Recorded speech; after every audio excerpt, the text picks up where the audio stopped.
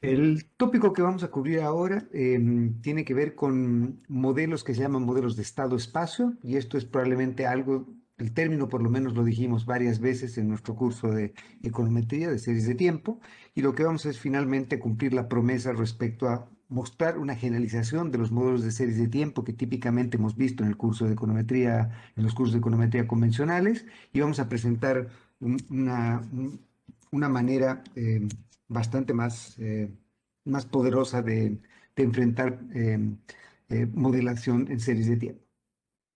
Entonces, los modelos de estado-espacio o representación estado-espacio son modelos en los cuales se generalizan los modelos convencionales de series de tiempo y son particularmente útiles, más útiles que los modelos de series de tiempo, sobre todo en dos dimensiones que puede que requiramos utilizar. La primera de ellas es la de intentar inferir o caracterizar comportamientos de variables latentes. Variables latentes se definen como aquellas variables que el econometrista no observa directamente. Entonces, podemos estar interesados en caracterizar un concepto en teoría, vamos a discutir algunos ejemplos de eso unos minutos después, unos minutos más tarde, el tipo de modelos que vamos a discutir ahora puede servir para tratar de proyectar o caracterizar este tipo de variables latentes que el econometrista no observa. Y a su vez también este tipo de enfoque nos puede servir para tratar de modelar series de tiempo en las cuales se considera que los parámetros no necesariamente son constantes, sino que los parámetros pueden también estar cambiando en el tiempo. Entonces podemos tener modelos en los cuales podemos caracterizar como una variable latente, entre comillas, al parámetro, y el parámetro puede estar también cambiando en el tiempo. Entonces déjeme presentar algunos ejemplos de por qué puede interesarnos utilizar este tipo de enfoque. Si ustedes están trabajando en un modelo convencional de capital humano, una de las cosas en las que consideramos, unos atributos que consideramos de los que depende el ingreso, por ejemplo, son algunas variables observables y otras variables que no son observables. Observables como inteligencia, habilidades sociales, habilidades blandas, encanto, belleza, no sé, el tipo de cosas atributos que probablemente no podemos observar directamente. Entonces podemos estar interesados en tratar de, con las variables que observamos, tratar de inferir comportamiento de factores que nosotros no conocemos o no observamos.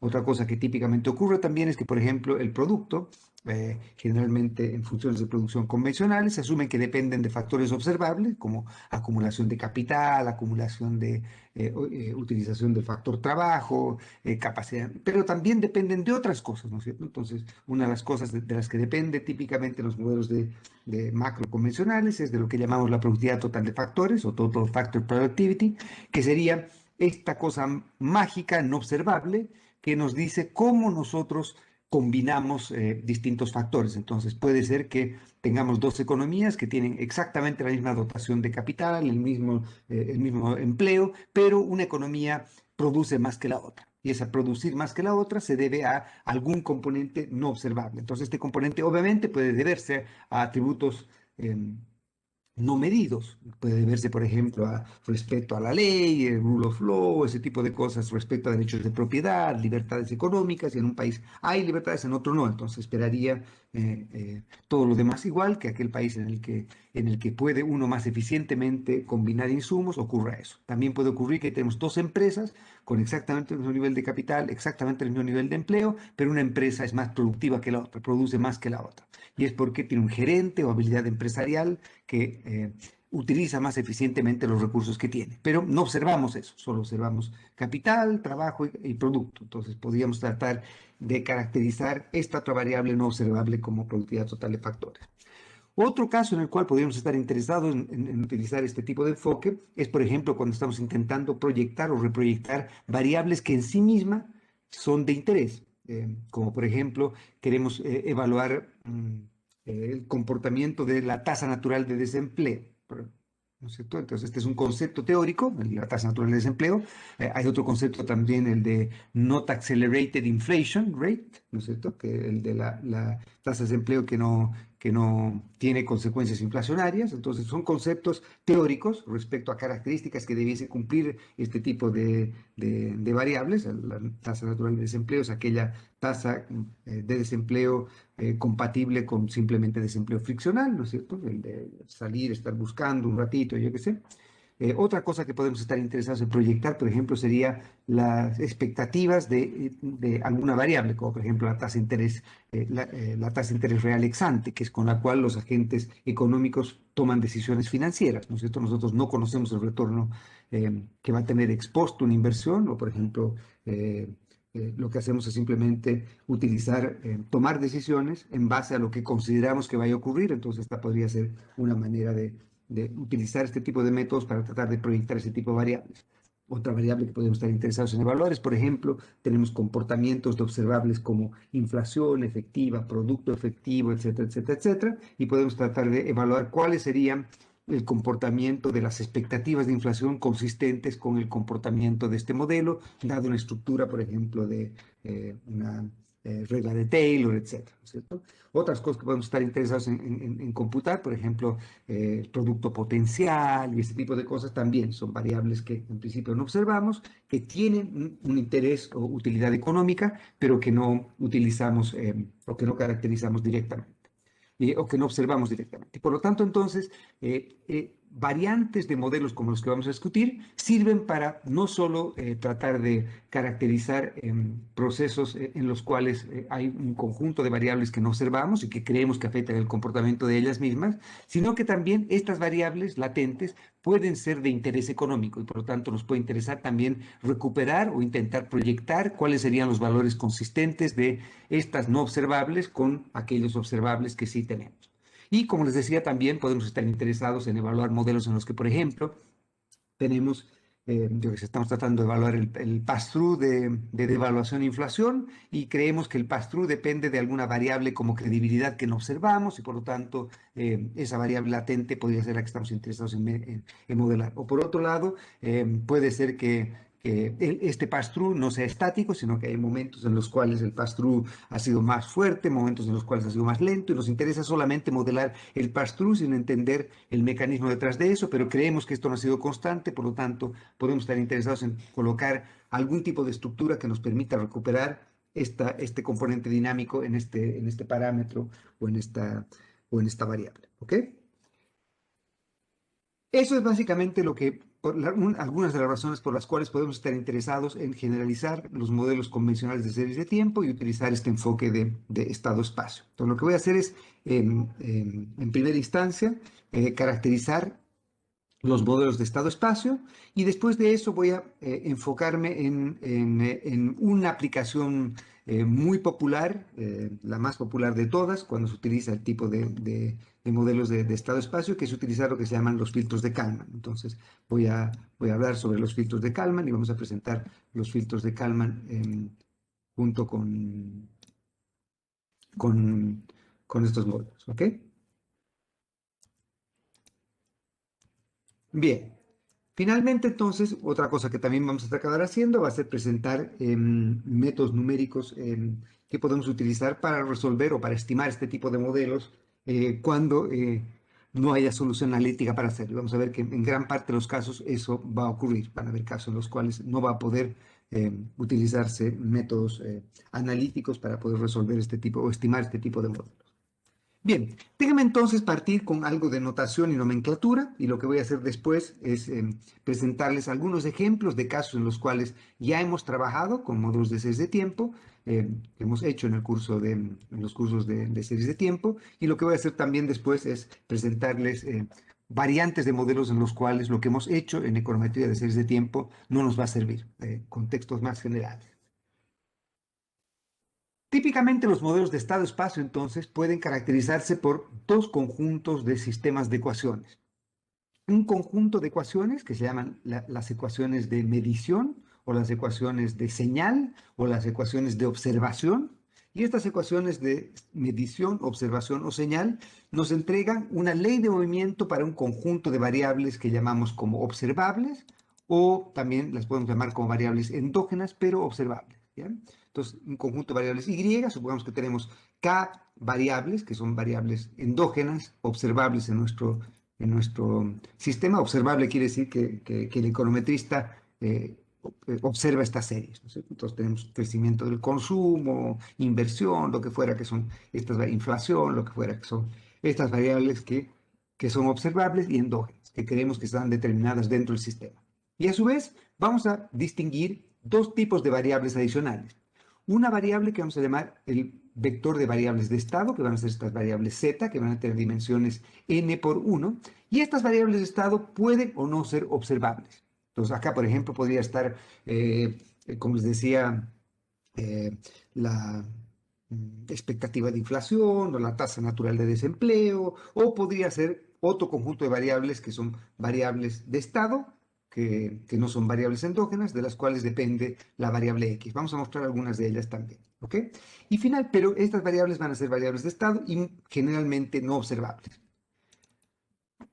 Y por otro lado vamos a tener las variables que van a ser variables de entrada o variables de insumo o variables exógenas o variables fijas, entre comillas, que van a ser las x. Entonces, la distinción entre z y x es que puede que algunas de las z sean también variables exógenas, pero a diferencia de las variables x, las variables z van a tener una ley de movimiento. Entonces, por ejemplo, podría ser que sea un proceso estocástico de una variable observable, por ejemplo, yo qué sé, la variable y es el tipo de cambio real y una variable z es términos de intercambio. Y los términos de intercambio en una economía pequeña y abierta se asume que son variables exógenas, ¿no es cierto? Que se va a asumir que es una variable de estado, pero estas variables de estado tienen una ley de movimiento que nosotros observamos, ¿sí?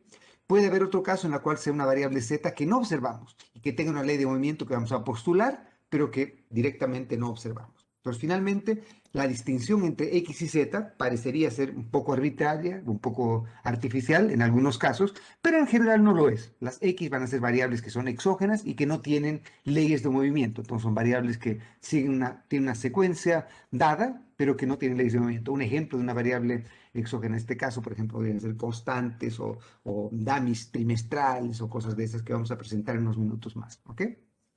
Vamos a subir, a su vez, entonces, que el conjunto de variables y dependen de z y dependen de x linealmente, pero vamos a asumir que la manera en que dependen de x y z son estas matrices, ¿no es cierto? Entonces, la matriz H es lo que se llama la matriz de medida, y la matriz G es lo que se llama la matriz de insumos o de la matriz de insumos en las ecuaciones de observación.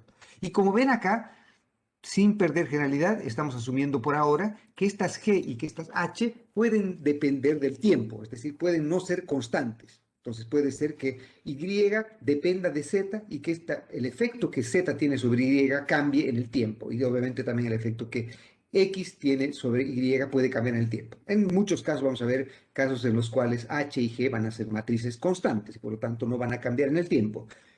Pero podríamos tener el caso en el que H y G sí cambien con el tiempo. Y a su vez vamos a asumir entonces que para cada ecuación de medida, o de cada observable, existen estos B, y estos B son los shocks o los errores de medida, ¿ok? En la ecuación de medida. Entonces, estos errores, vamos a asumir que en algunos casos puede ser que no existan, o sea, puede ser que Y sea una función determinística de Z y X, y pueden haber casos en los que estos B sean efectivamente estocásticos. ¿Ya? En unos minutos más vamos a discutir algo respecto a las propiedades que tienen estos errores o shocks en la ecuación de medida. Luego de eso tenemos las ecuaciones en las matrices, las ecuaciones de transición. Y entonces estas serían como las leyes de movimiento, las variables de estado. Entonces estas serían como las variables, si lo quieren en esta terminología, como variables de control, la ecuación de control, y estas serían las ecuaciones de las leyes de movimiento, las variables de estado. Entonces las variables de estado, estas zetas, dependen de z el periodo anterior, y obviamente, como ya hemos visto en el curso de econometría 2, por ejemplo, un proceso que no sea un AR1, sino un AR25, puede expresarse o puede escribirse de este modo, y de hecho, ese va a ser un ejemplo que vamos a presentar ahora de este tipo de nomenclatura. ¿Okay? Entonces, Z hoy día depende de Z ayer, y depende del X de ayer, y además depende de los shocks o sorpresas en las ecuaciones de transición. ¿Ya? Entonces, estos serían los errores en las ecuaciones de transición, que otra vez van a tener determinadas leyes de movimiento. Entonces, tanto H, G, B y F son matrices conformables. K habíamos dicho que era la dimensión de Y, N habíamos dicho que era la dimensión de Z, y M hemos dicho que era la dimensión de X. ¿Ok? Y por lo tanto, H, G, B y F son matrices conformables para que estas operaciones sean permitidas. Y finalmente, como les decía, entonces los shocks B y W van a tener algunas características que vamos a discutir ahora. H, G, B y F, entonces, son matrices que pueden tener elementos que sean constantes o pueden tener elementos que sean variables en el tiempo, y lo que queremos en muchos casos es estimar estas ecuaciones o los parámetros que están caracterizando estas ecuaciones, y en otros casos van a estar determinados ya exógenamente. ¿Ok? Entonces H, B, G y F son esas matrices conformables. Y finalmente W y B son shocks, como hemos dicho, que vamos a asumir que tienen media cero, que no están correlacionados, o sea, que son ruido blanco en sentido vectorial, pero que posiblemente están correlacionados en el mismo periodo. Entonces, los Bs tienen una matriz de varianzas y covarianzas que vamos a llamar nuestra sigma B, los Ws tienen una matriz de varianzas y covarianzas que vamos a llamar la sigma W, y esta sigma WB es simplemente la matriz de varianzas y covarianzas entre W y B, porque puede ser que estos errores de B y los errores de W estén correlacionados. Y a su vez, podemos hacer que estas matrices de varianzas y covarianzas no sean constantes, que dependan del tiempo también. ¿Ok?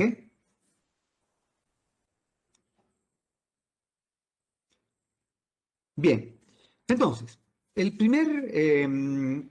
la primera aplicación que les voy a mostrar de este enfoque es una aplicación que hemos hecho ya en nuestros cursos de series de tiempo convencionales. Y justamente, si recuerdan, cuando introdujimos los modelos autorregresivos, los modelos VAR, lo que les dije es que, si recuerdan la nomenclatura, les hablaba de la E chistosa y la matriz F, espero que la recuerden, ¿no es cierto? La E chistosa y la matriz F lo que hacía era mostrarles que podíamos expresar cualquier proceso autorregresivo y cualquier proceso VAR, lo podíamos escribir como si fuese un proceso autorregresivo de orden 1 o un proceso equivalente a un proceso AR1 o equivalente a un proceso VAR1, si es que hacíamos la representación que les decía que era la representación de estado-espacio, si recuerdan. La representación de estado-espacio que les he presentado con la E chistosa es justamente lo que vamos a hacer ahora. Y voy a mostrarles que lo que hemos hecho en el curso de econometría 1 es justamente hacer la representación de estado-espacio de un proceso para ese caso. Entonces, supongamos que tenemos un proceso var-P, como este, ¿no es cierto? Entonces, yo que sé, tienen un conjunto de variables U, que son, yo que sé, n variables, y estas n variables dependen de una constante y dependen de p rezagos de estas n variables. Y además dependen de estos shocks, de estos nuestros shocks E sub t. Entonces, este es un proceso var-P. ¿Cómo puedo representar este proceso var-P si lo quiero expresar de este modo? Como una ecuación o un conjunto de ecuaciones de medida y un conjunto de ecuaciones de transición. Entonces, una manera de hacer eso es justamente lo que habíamos hecho en econometría 2. Y lo que hicimos en econometría 2 era generarnos esta nuestra variable E chistosa. Si recuerdan, por ejemplo, si U sub P fuese un escalar, entonces este era un vector de dimensión P por 1, donde lo que hacíamos era colocamos el U sub T menos 1, hasta el U sub T menos P más 1. ¿No es cierto? Y entonces, si era un bar 2, acá tenemos un vector de dos observaciones. O si era un AR2, teníamos dos observaciones, el UT y el UT menos 1. ¿Sí? Y lo que hacíamos era escribir el proceso como E chistosa T era igual a veces E chistosa T menos 1. Si es que no había una constante, esta cosa desaparecía. Si es que había una constante, la incorporamos. Más G sub T, donde G sub T ahora es esta expresión de acá. Pues si recuerdan, lo que hacíamos era la matriz que acá estamos llamando A, era la matriz F que habíamos construido en nuestro curso de econometría. Y lo que hacíamos en nuestra matriz F era colocamos en la primera parte todos los coeficientes asociados al proceso autorregresivo o el proceso VAR, ¿no es cierto? La primera parte de acá. Luego llenábamos esto con una matriz de identidad y luego llenamos la última columna o las últimas columnas con vectores de ceros, ¿no es cierto? Si recuerdan, esa es nuestra matriz F. Colocamos acá los coeficientes de los parámetros ser estimados, una matriz de identidad gigantesca acá, y por otro lado, un vector de ceros. Y lo que hacemos después era generar nuestra parte de los errores, entre comillas, donde la primera parte venía efectivamente el error y todo lo demás era cero. ¿Cuál era la gracia de haber escrito esto? Que nos decía que UT era igual a phi sub 1, UT menos 1 más phi sub 2, YT menos 2 más phi sub 2, más phi sub P, YT menos P, que sería justamente esta parte de acá, más este shock de acá, Si no incluíamos la constante, eso quedaba así. Si incluimos la constante, esto es simplemente esta expresión de acá. ¿Sí? Y punto. Con eso caracterizamos la primera parte. Y con la segunda parte, ¿qué hacíamos? Simplemente decir UT, UT-1 igual a UT-1, UT-2 igual a UT-2, UT-3 igual a UT-3, UT-4 igual a UT-4, etc. ¿No es cierto? Y por eso entonces resolvíamos ese modelo de este modo. Entonces, ahora, ¿cómo podríamos, este modelo escrito de este modo, ¿sí? Que es lo que habíamos hecho en nuestro curso de econometría 2, ¿cómo lo podemos representar en la representación de estado-espacio que les decía antes? Una ecuación de medida y una ecuación de transición. Entonces lo que tenemos que hacer es simplemente definir cuál es la variable observable endógena, en este caso los U sub t, ¿no es cierto? ¿Cuál sería el estado exógeno observable? En este caso la constante, ¿no es cierto? Que sería 1 igual a 1, 1 igual a 1, 1 igual a 1, que sería si es que queremos incluir la constante acá, ¿no es cierto? Y luego de eso simplemente nuestra matriz B, esta de acá, va a ser simplemente la misma matriz A que teníamos acá, que era la matriz F de nuestro curso de econometría 1. La matriz F que teníamos acá, esta acá, es simplemente la constante, entonces va a ser simplemente, como ven, F multiplicado por XT, o sea que va a ser simplemente C, que es esta parte de acá, ¿sí? Luego, ¿qué más tendríamos que colocar acá? Tenemos que colocar los W sub t, ¿qué serían los W sub t? Obviamente los W sub t serían simplemente el G sub t de acá, expresado de este modo. Y como ven entonces, esta ecuación de acá sería lo que hemos expresado aquí, la ecuación de transición. ¿Sí? Que nos restaría entonces simplemente definir cómo expresamos esta ecuación de acá. Y esta ecuación de acá, afortunadamente, es trivial, porque si Y sub t es igual a U sub t, ¿no es cierto? Entonces lo único que tenemos que hacer es colocar en nuestra H, que era la matriz de acá, el caso en el que tengamos que U sub t igual a U sub t, o sea, agarrar simplemente el primer componente de acá. Y todos los demás componentes de H iguales a cero, porque queremos que hacer U sub t igual a U sub t, U sub t igual a U sub t, U sub t igual a U sub t, y por lo tanto todos los demás componentes que están en la parte de abajo del U sub t, en lo que no está acá, todo lo que está por acá abajo, no entra en la ecuación de medida, porque la ecuación de medida en este ejemplo es simplemente U sub t igual a U sub t. Entonces lo que hemos hecho es hemos creado esta nuestra ley de movimiento para esta matriz de transición y como ven, ahora lo que ha ocurrido es que esta ecuación de transición es una ecuación en la que z son simplemente rezagos de la variable observable. ¿Sí? Y en este ejemplo nuestra variable exógena es simplemente una constante. Otra manera en la que podríamos hacer eso es simplemente incorporar la constante como si fuese una z, como si fuese una z adicional. Y entonces, ¿qué hacemos? Y eso también lo hemos presentado en econometría 1. Entonces, lo que hacemos es que colocamos, y seguramente lo han visto también en su curso de macro, cuando han hecho la representación de estado-espacio, que seguramente la han hecho también. Entonces, lo que hacemos acá es simplemente aumentamos nuestros estados, estas variables u's, no solo por u sub t y los p menos 1 rezagos de las u sub t, sino que también incluimos un 1, que va a ser el que va a agarrar la constante. Entonces va a ser 1 igual a 1, 1 igual a 1, 1 igual a 1, que es la parte que tenemos aquí. ¿Sí? La primera parte de acá. 1 igual a 1. ¿Sí? Y después todo lo demás, la siguiente ecuación nos dice ut es igual a la constante por 1 más phi sub 1 por ut menos 1, más phi sub 2 por ut menos 3, ¿verdad? Más phi sub p, ut menos p, que es justamente toda esta parte de acá. Más el shock de aquí. ¿Sí? Más el shock de aquí. Por lo tanto, esta segunda parte de acá lo que está haciendo es replicar simplemente la ley de movimiento del U sub t, que sigue este proceso var p. Como hemos incorporado una constante acá, entonces metemos un vector de ceros y todo lo demás va a ser ut menos 1 igual a ut menos 1, ut menos 2 igual a ut menos 3, ut menos 4 igual a ut menos 4, que sería la parte de la matriz F, que es esta matriz de identidad grande, y acá otra vez el mismo vector de ceros. Y por lo tanto, entonces, nuevamente, véanlo con calma en la casa, que haciendo esta nueva definición, tenemos que nuestra B sub t de acá va a ser esta matriz A, o sea, la B sub t de acá va a ser la matriz A, y la matriz F en este caso va a ser simplemente 0. No hay ninguna variable exógena acá, en esta representación. El F es 0 y el G es 0 porque no hay ninguna X. ¿Sí? ¿De acuerdo?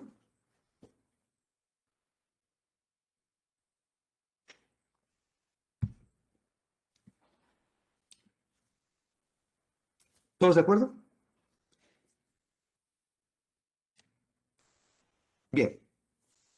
vamos entonces con otra manera que podríamos utilizar esto. Entonces, si recuerdan en el curso de econometría, les dije que también podíamos generalizar los modelos ARMA a modelos Balma, ¿no es cierto? Los modelos Balma serían simplemente vectores en los cuales tenemos una parte que es el componente de autorregresivo y una parte en la que tenemos Q-rezagos de los E sub t, donde los E sub t eran ruido blanco en sentido vectorial. Y lo que les había dicho antes era que, pese a que obviamente en modelos ARMA, por ejemplo, sabemos que es relativamente más complejo estimarlos, etcétera, de todos modos, una manera simple y elegante de representar modelos Balma sería utilizar también el enfoque de estado-espacio. ¿Cómo podemos hacer eso? Ahora ampliamos nuestra representación de nuestras E chistosas y acá estoy simplemente, ignoren la constante por ahora, entonces podrían o incorporar la constante y crear una X sub t, que sería la constante de acá, o hacer lo mismo que hemos hecho antes, que sería aumentar un estado adicional, que es la constante, y aumentar nuestra matriz A con una constante metida acá y la constante para la ley de movimiento de la variable U sub t ahí. ¿Ya? Entonces, acá, simplemente para hacer la cosa más simple, asuman que no hay X y por lo tanto que no hay constante, o utilizamos el enfoque que hemos hecho en la segunda parte aquí. ¿Ok? Bien, entonces lo que estamos haciendo acá es que colocamos U sub t y hasta p menos 1 rezagos de U sub t, que sería la primera parte aquí. Esta va a tratar de capturar justamente la parte de acá. Y lo que colocamos acá también va a ser simplemente Q menos 1 rezagos de nuestros shocks no observables. Entonces, como ven ahora, lo que ha ocurrido es que las variables, nuestras zetas de acá, la z de acá, ahora va a tener una parte que van a ser variables observables, que serían los rezagos de la variable y, y por otro lado va a tener rezagos de los no observables, de estos shocks, que eran la parte del componente de media móvil. Entonces, nuestro estado ahora tiene una parte que es observable, que serían los U's de acá, y una parte que no es observable, que serían los E's de acá. ¿Ok? ¿Qué hacemos después de eso? Bueno, lo que hacemos es simplemente volvemos a generar. Entonces, vamos a quedar con exactamente la misma forma de ley de movimiento que teníamos antes, exactamente la misma forma, solo que ahora tenemos que tomar en cuenta que hay una parte para caracterizar el componente autorregresivo, una parte para caracterizar el componente media móvil, una parte para decir cuál es la manera en que se mueve la ley de movimiento de los U's y otra ley de movimiento de los shocks. ¿Ok? Entonces, ¿qué hacemos? Particionamos esta nuestra matriz A, esta de acá, como un componente de la matriz A sub 1, 1, una matriz cuadrada A sub 1, 1, que va a ser exactamente igual a la matriz F que habíamos visto en nuestro curso de econometría 2. Es decir, la misma matriz con la cual hemos caracterizado toda la parte del componente autorregresivo, la parte del var. ¿Ok? Toda la parte del var, entonces, es A sub 1, 1. Pero nos queda por caracterizar toda la parte del componente de media móvil. ¿Cómo hacemos para caracterizar la parte del componente de media móvil? Acá teníamos Q menos 1 rezagos de los E sub t. Entonces tomamos estos rezagos para, con estos rezagos, tomar esta parte aquí. ¿Sí? Justamente la parte que tiene aquí. ¿Sí? Justamente esa parte. Y entonces, la primera o las primeras filas de acá son para el componente autorregresivo y las primeras filas de la A sub 1, 2 son para el componente de media móvil. ¿Sí?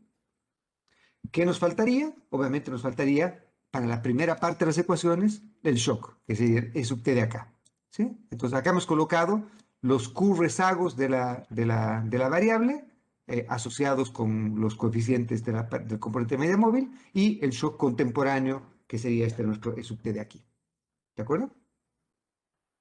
¿Sí?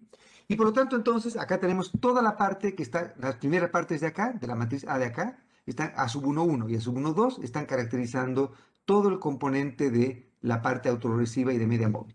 ¿Qué más tenemos acá? Bueno, tenemos que tomar en cuenta un componente, este componente de acá, ¿ven? El A sub 1, 1, va a asociarse a las primeras partes de los U's y por lo tanto va a asociar a U sub t menos 1 igual a U sub t menos 1, U sub t menos 2 igual a U sub t menos 2, U sub t menos 3 igual a U sub t menos 3, y así sucesivamente, y por lo tanto la parte de los shocks de esta matricita o de este vectorcito G va a ser simplemente igual a 0. ¿Sí? Entonces toda esta primera parte de acá, el A de A sub 1, 1, va a dar cuenta simplemente de la manera en que estamos representando que U sub t-1 es igual a U sub t-1, U sub t-2 igual a U sub t-2 y así sucesivamente. Y el componente A sub 1, 2 de toda esta parte de acá tiene que ser igual a 0 porque acá estamos simplemente caracterizando estos de acá. Y estos ya están caracterizados por esta matriz de aquí. Y por lo tanto, acá tenemos U sub t-1 igual a U sub t-1, U sub t-2 igual a U sub t-3. Y por lo tanto, los E's no entran en esta parte de aquí. ¿Sí? ¿Qué ocurre con A sub 1, 2? Bueno, perdón, A sub 2, 1. A sub 2, 1, las partes, A sub 2, 1 y A sub 2, 2 van a servirnos para simplemente mantener la contabilidad de los shocks. Y por lo tanto, entonces, como los E's son ruido blanco, entonces la parte de E21, A21, perdón, A21 va a ser simplemente igual a 0. ¿Por qué tiene que ser igual a 0? Porque la A21 es la que asocia a los E's con los U's, ¿sí? Y obviamente no tiene ninguna asociación. Y después está la A2, la matriz A22, y la matriz A22 tiene que tener la misma contabilidad que teníamos antes, es decir, ET-1 es igual a ET-1, ET-2 igual a ET-2, ET-3 igual a ET-3, ET-4 igual a ET-4. Entonces lo que hacemos en esta matriz A es, esta parte de acá es la que está tomando en cuenta justamente esa parte de los shocks. Y finalmente hay un componente acá que no está tomándose en cuenta aquí, que es simplemente el componente contemporáneo. E sub T es igual a E sub T. ¿Sí? Ven que acá hay un segundo E sub T. Este segundo E sub T es para tomar en cuenta este componente de acá, el componente contemporáneo. ¿Sí? Entonces, una vez definida la matriz E chistosa, la matriz A y el vector G, entonces es trivial escribir este proceso de esta manera. ¿Y cómo podemos traducir esto a la representación de estado-espacio que les había dicho antes? Es simplemente utilizando es decir, cómo escribimos esto en términos de la matriz B, la matriz F, la matriz H, la matriz G, utilizando Y, X y Z, y acá está justamente la manera en que hacemos eso. ¿Sí? Esta es la manera en que hacemos eso. Entonces, lo que hemos hecho acá es que hemos mostrado que cualquier proceso Varma, o ARMA, si es que tuviésemos un proceso de tiempo univariado, entonces cualquier proceso Varma es representable como un proceso de estado-espacio. Simplemente representamos nuestros estados con nuestra matriz chistosa, y con nuestra E chistosa construimos esta ley de movimiento que tendríamos que es el equivalente a la representación del proceso Varma que teníamos acá. Entonces, simplemente en la casa con calma, asegúrense de que caracterizando esto de este modo, todo lo que está expresado aquí, puedo escribir este proceso Varma que tengo acá, lo puedo representar de este modo. ¿Ok? En estas dos ecuaciones que tengo aquí. Por lo tanto, entonces, todo lo que hemos hecho en el curso de econometría 2, en términos de la representación de procesos, ya sea ARMA o VAR y VARMA, puede representarse con estado-espacio. Y de hecho, eso es lo que hemos hecho cuando nos hemos movido del proceso autorresivo de primer orden o el proceso VAR de primer orden. Hemos utilizado la representación de estado-espacio para mostrarlo como el equivalente a un proceso, entre comillas, VAR 1, pero definido en este nuevo estado que es la variable E chistosa en lugar de la variable que teníamos antes. ¿Qué ocurre si es que, si recuerdan, otra cosa que hablamos en el curso de Econometría 1 es utilizar lo que se llamaban los modelos VAR-X, ¿no es cierto? Que eran procesos como procesos VAR, exactamente igual a VAR, y las X era simplemente porque metíamos variables exógenas, y variables exógenas eran variables que no tenían una ley de movimiento. Entonces, justamente la terminología de VAR-X acá respeta la nomenclatura que hemos colocado en los modelos de estado-espacio, donde decíamos que las variables X eran justamente variables exógenas que no tenían una ley de movimiento o tenían una ley de movimiento determinística o eran fijas, ¿no es cierto?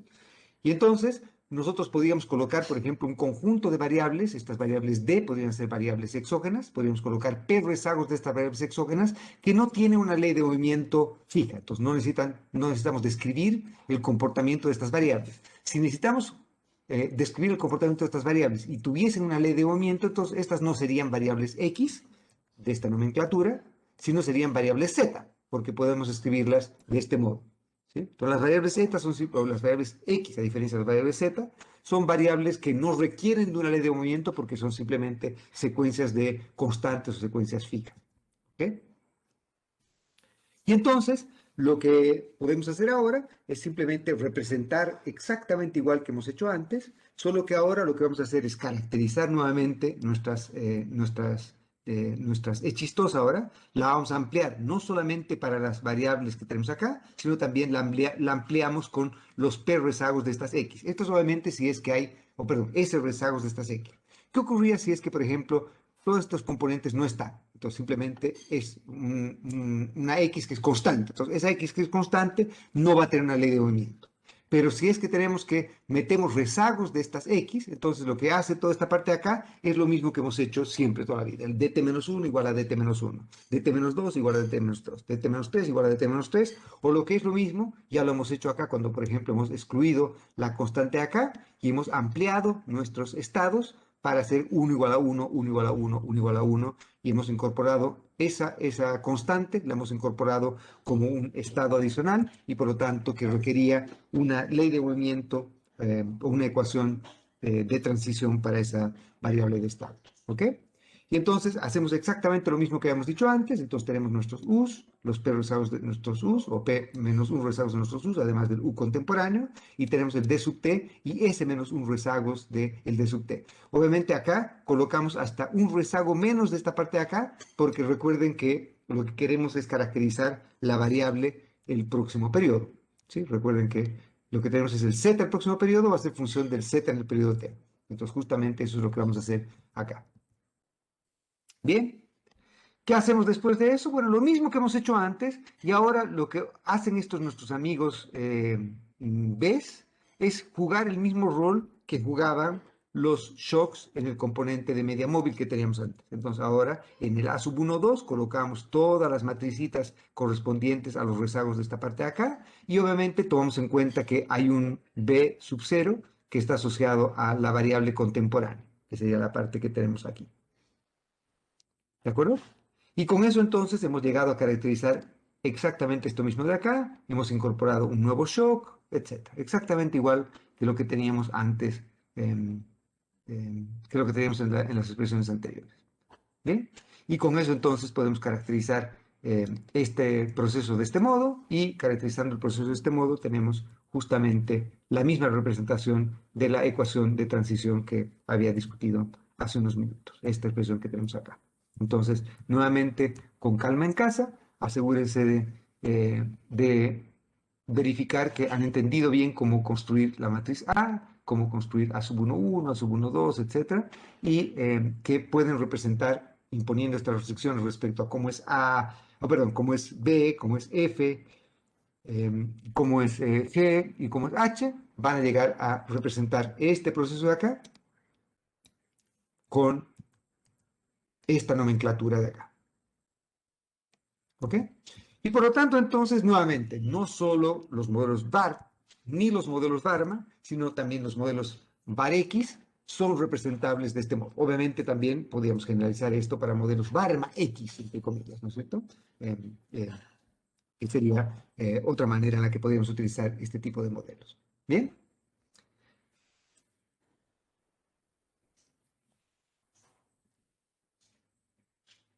Bien, vamos entonces ahora a presentarles otras cosas con las cuales podríamos utilizar este tipo de modelos.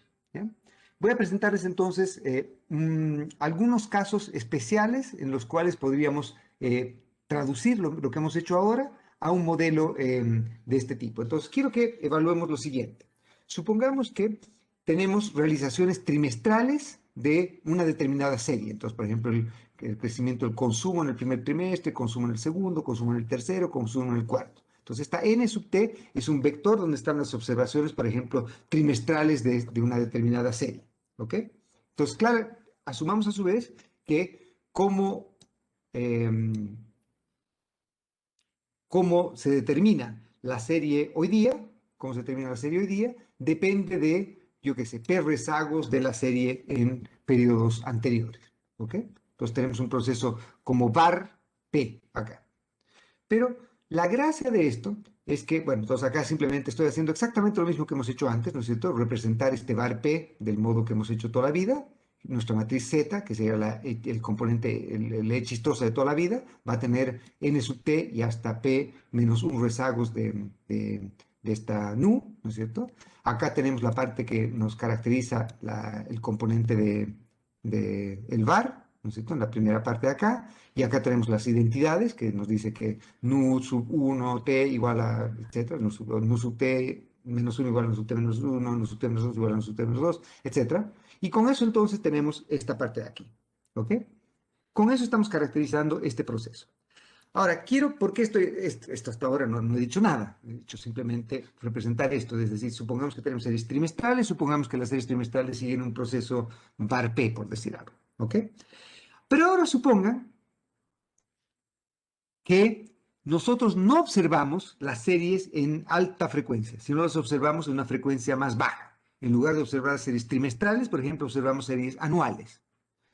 Y la pregunta es, por ejemplo, ¿cómo observamos la serie anual? Entonces, por ejemplo, supongamos que la serie anual que estamos observando en realidad es, yo qué sé, es la suma, digamos que esta es la inflación en el primer trimestre, inflación en el segundo, inflación en el tercero, inflación en el cuarto, y por lo tanto, esta es la inflación acumulada en el año, ¿sí? Entonces, la inflación acumulada en el año es la suma del nu sub 1, nu sub 2, nu sub 3 y nu sub 4, pero no observamos ni nu sub 1, ni nu sub 2, ni nu sub 3, ni nu sub 4.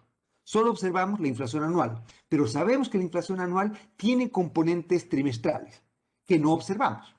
¿Ok? Ahora ustedes podrían hacer esto de un modo más general todavía. Y esto de hecho se utiliza, por ejemplo, podemos utilizar este tipo de métodos para tratar de caracterizar procesos distintos. Vamos a discutir eso en unos minutos más. ¿Ok? Por ejemplo, podría ser para mensualizar series anuales o para trimestralizar series anuales o para mensualizar series trimestrales. ¿Ok? Entonces, nosotros observamos solamente series anuales y y creemos que existe una estructura estocástica detrás del proceso que genera estas series, que son componentes en frecuencias menores, pero no observamos el componente de frecuencia menor. Entonces, por ejemplo, solamente observamos la inflación anual, que es la suma de las inflaciones trimestrales, y creemos que las inflaciones trimestrales siguen una ley de movimiento como un proceso var-P. Entonces, lo que podemos hacer es utilizar la serie de medida, que es la serie Y, para con la serie Y tratar de estimar los parámetros estos de aquí, y con estos, luego de haber estimado estos parámetros de aquí, poder reproyectar o caracterizar estimaciones del componente trimestral. No sé si me están siguiendo. Entonces, la gracia es que ahora nosotros solo observando series anuales podemos intentar llegar a series de frecuencia más alta. ¿Sí? Otro caso podría ser, entonces en este caso, como ven, lo que tenemos es que la ecuación de medida, la Y, es simplemente nu sub 1t más nu sub 2t más nu sub 3t más nu sub 4t. ¿Sí? Porque tenemos 1, 1, 1, 1, por el z va a ser el nu sub 1t más nu sub 2t igual, entonces va a ser, y obviamente los shocks y toda la parte que está metida acá son ceros. ¿Sí? ¿De acuerdo? Y por lo tanto, entonces tenemos, esta sería nuestra ecuación de medida. Supongan otro caso, y el otro caso es que, por ejemplo, lo que nosotros observamos es, solamente observamos series de un trimestre en particular. Entonces, por ejemplo, yo qué sé, digamos que estamos en las tasas de desempleo, la tasa de desempleo de la Universidad de Chile. La Universidad de Chile tiene observaciones trimestrales, ¿no es cierto? Eh, eh, o tenemos datos anuales nomás, por ejemplo, el PIB, y se mide solamente en un periodo. Entonces, medimos solamente en un periodo. Entonces, por ejemplo, yo qué sé, la tasa de desempleo de la Universidad de Chile es en realidad la tasa de desempleo de un mes del trimestre, porque, por ejemplo, se hacen los septiembres, diciembres, marzos y junios, se hacen las encuestas de la Universidad de Chile. No es una encuesta continua del mes, de los meses del trimestre, sino es un mes en particular. Entonces, lo que estamos atribuyendo como el trimestre, en realidad es un mes del trimestre. Entonces, lo que estamos observando en este caso, si por ejemplo observásemos solo el último dato, entonces sería que pese a que los componentes de NU tienen un componente del primer trimestre, segundo, tercero y cuarto, el único componente que observamos es el cuarto trimestre, que es justamente lo que estoy colocando acá.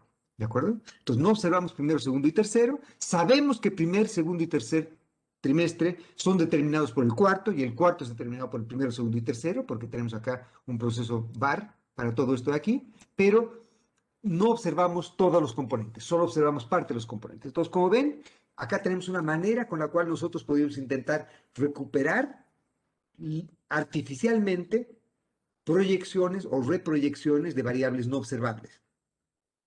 Podríamos, dado lo que observamos de un periodo en particular, hacer inferencias respecto a cómo debe haber sido la tasa de desempleo en enero y febrero, por ejemplo, que no hemos observado. ¿Sí? ¿De acuerdo? Entonces podemos estimar los parámetros del proceso estocástico que estamos postulando y a su vez, en base a los observables, podemos reproyectar e intentar encontrar las variables no observables que, que no vimos. ¿Ok? ¿Alguna duda, pregunta?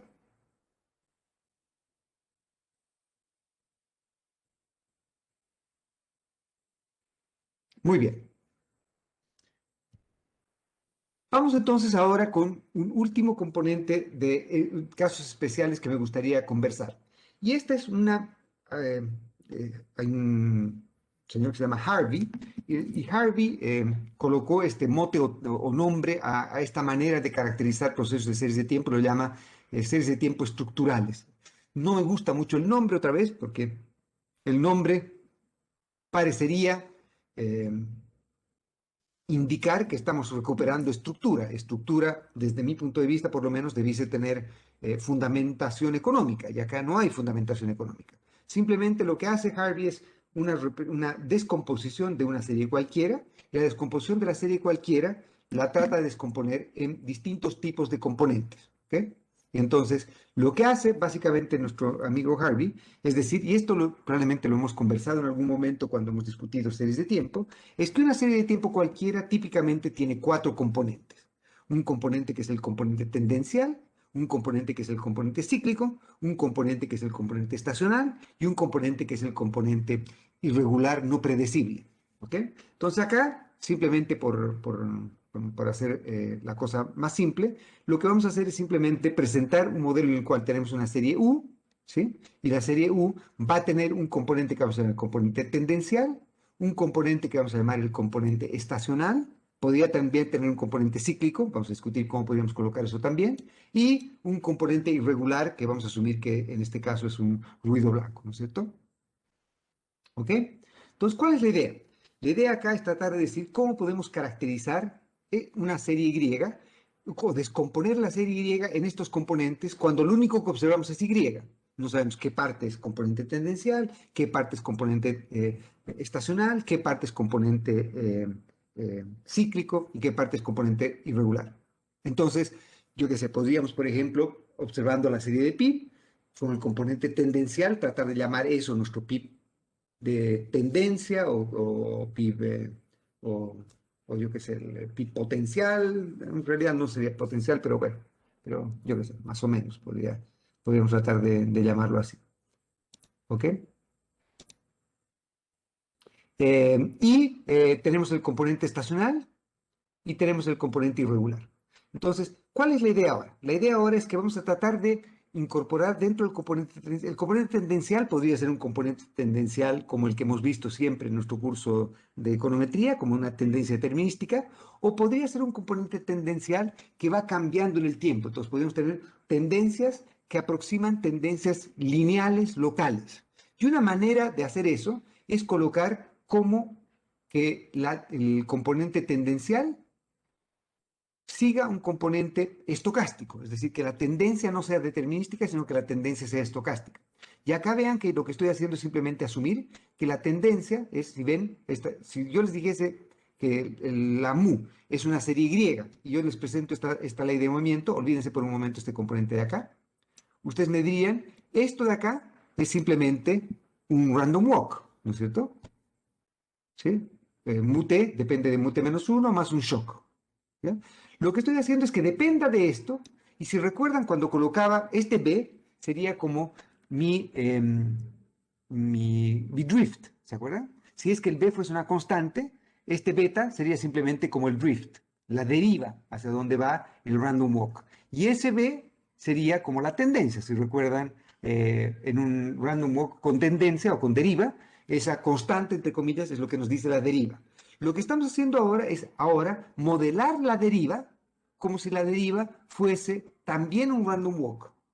¿Bien? Y entonces que el crecimiento de ayer depende del crecimiento de antes de ayer. Y que el crecimiento de ayer sea el crecimiento de antes de ayer más un shock. Entonces acá no estoy haciendo, si fuese una constante, esta parte se iría y sería un random walk con drift puro, ¿no es cierto? Entonces esto sería simplemente B sub t, sería igual a B sub t menos 1 y sería una constante. Y esa sería la tendencia. Si es que yo hago que la tendencia tenga shocks con, ojalá, varianza pequeña, que me va a modificar localmente la tendencia de a poco, lo que va a hacer es que voy a crear una serie en la cual el crecimiento de tendencia no va a ser fijo, sino que el crecimiento de tendencia va a ser estocástico. ¿Sí? Y ese sería un modelo en el cual el crecimiento de tendencia es estocástico. Uno podría tener un modelo en el cual, por ejemplo, esta parte de acá sea estacionaria. Y entonces que el drift, en lugar de tener una raíz unitaria, sea un proceso, yo que sé, un aruno estacionario, por ejemplo. Entonces lo que vamos a hacer es que pueden haber shocks que sistemáticamente nos afecten del crecimiento a largo plazo por un tiempo, pero vamos a converger al crecimiento a largo plazo en ese caso también. ¿Ok? En cambio acá el crecimiento es permanentemente afectado por cualquier shock. Un shock transitorio va a afectar siempre el crecimiento en el largo plazo. Y este sería justamente un modelo de stochastic trends o tendencias estocásticas. La tendencia va cambiando estocásticamente por producto de este shock. Entonces, como les decía, esta que estamos haciendo acá es básicamente una aplicación de algo parecido a lo que hemos discutido cuando hemos presentado los modelos de raíces unitarias y estamos dando una interpretación a las tendencias estocásticas de este modo. ¿Ok? Finalmente, el componente estacional, vamos a asumir que es un componente en el cual el componente estacional va a ser tal que la suma de los componentes estacionales van a ser aproximadamente iguales a cero. ¿Ya? Y entonces lo que tengo acá es que si paso esto de aquí al otro lado, entonces lo que voy a hacer es que en promedio lo que pasa en los veranos se compensa con lo que pasa en los inviernos, etcétera. Y entonces el promedio de los componentes estacionales es cero, porque quiero que la parte de que el Y, la parte estacional tenga en promedio, sea en promedio igual a cero. Eso obviamente no quiere decir que en los veranos los shocks sean menores o mayores perdón, que los shocks sean cero. Lo que está diciendo es que el promedio de los shocks anuales tiene que compensarse, o el promedio del componente estacional tiene que compensarse. No necesariamente va a compensarse, van a haber periodos en los cuales hubo un shock muy favorable en una estación, en una estación respecto a otra y vamos a tener un componente estacional mayor. Pero el promedio va a tender a igualarse. Entonces, obviamente, en los veranos se produce más que en los inviernos o viceversa, pero en promedio el componente estacional va a tender a eliminarse. ¿Por qué queremos hacer eso? Porque queremos que la parte estacional sea una parte que podamos sacar de la serie, sin afectar el nivel de la serie. Entonces, simplemente sacando el componente estacional, la serie va a seguir comportándose sacando solamente ese filtro. Es como haber suavizado el componente estacional de la serie. ¿Sí? Y por eso que queremos que en promedio estos shocks sean cero. Para que una vez que removamos el componente estacional, si es que podemos estimar el componente estacional, entonces tengamos simplemente el componente tendencial y el componente cíclico que acá estamos modelando. Como hay una raíz unitaria, el ciclo es la tendencia también. Tendencia y ciclo no se pueden distinguir. Si es que, por ejemplo, tuviésemos un modelo con tendencia determinística, entonces podríamos incorporar un ciclo, ¿no es cierto? Y obviamente podríamos hacer que la tendencia determinística cambie en el tiempo también, colocando una ley de movimiento para las tendencias. Entonces, acá, lo que quiero decir con esto es que esta manera de enfocar este problema es tremendamente flexible y nos puede permitir caracterizar de un modo estadístico distintos componentes de una serie como función de procesos no observables, en este caso el componente de la tendencia, el componente estacional. ¿Sí? Bien, ¿qué hago después de eso? Bueno, lo que hago después de eso es simplemente voy caracterizando este proceso. Entonces, acá lo que voy a hacer es que la primera variable de estado va a ser el mu, la segunda variable de estado va a ser el beta, ¿no es cierto? Y después están los componentes estacionales, que siguen esta ley de movimiento, ¿sí? ¿De acuerdo?